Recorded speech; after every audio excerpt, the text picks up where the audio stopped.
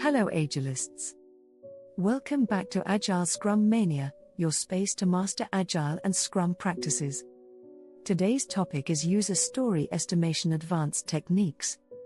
If you're already familiar with story points and planning poker, this video will take you one step further. We'll explore advanced approaches that Scrum teams use to estimate effectively, reduce bias, and make sprint planning more predictable. Why estimation matters. Estimation in Agile is not about predicting exact effort, but about understanding complexity, aligning team members, improving forecasting, supporting release planning. Now, let's dive into advanced techniques beyond the basics. 1. Affinity estimation. Instead of debating every story, teams place stories quickly in relative order. Here's how it works. Lay out all user stories on a virtual or physical board. The team silently arranges them from smallest to largest in terms of effort. Once ordered, assign story point values in groups. Benefit: saves time, avoids endless discussions. Best for large backlogs needing quick sizing. 2. Bucket system. Think of buckets like labeled containers: 1, 2, 3, 5, 8, 13, and so on. Steps: place a few reference stories into the right buckets. Pick one story at a time and assign it to a bucket. If the team disagrees, they discuss briefly and reassign. Benefit: handles 50+ stories in under an hour. Best for release level estimation. 3. T-shirt sizing with calibration. Basic t-shirt sizing is small, medium, large. Advanced teams map these sizes to story points.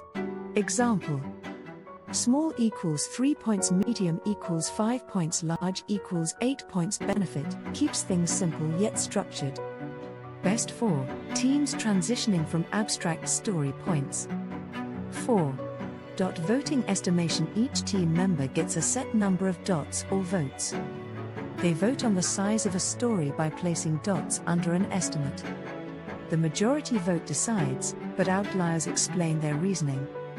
Benefit: encourages participation from everyone. Best for teams where few members usually dominate discussions. 5. Relative mass estimation. Here the team compares groups of stories simultaneously, rather than one at a time. Think of it like comparing the weight of fruits in your hands, apple versus watermelon. Teams categorize multiple stories into relative buckets quickly. Benefit: speed and relativity. Best for estimating when backlog refinement time is limited. 6. Monte Carlo Simulation. Advanced forecasting. This one is more mathematical. Instead of relying only on points, teams use historical data, such as throughput or cycle time, and run simulations to forecast delivery. It tells you things like, there's an 85% chance we'll finish 20 stories by release date. Benefit: data-driven, reduces human bias. Best for mature teams with enough historical data. 7. No estimates approach. Some advanced Agile teams drop estimation entirely. Instead, they focus on splitting stories small enough that all items are similar in size. Flow metrics like cycle time and throughput replace story points. Benefit: eliminates wasteful estimation debates. Best for high-performing teams with strong backlog refinement.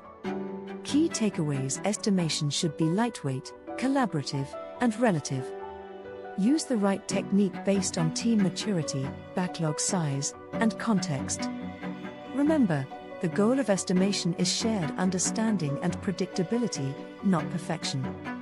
If you found these advanced estimation techniques valuable, don't forget to like, share, and subscribe to Agile Scrum Mania. Drop a comment below, speech bubble emoji. Which technique does your team use for estimation? Until next time, keep your sprints predictable and your backlog refined. Rocket emoji. Happy scrumming.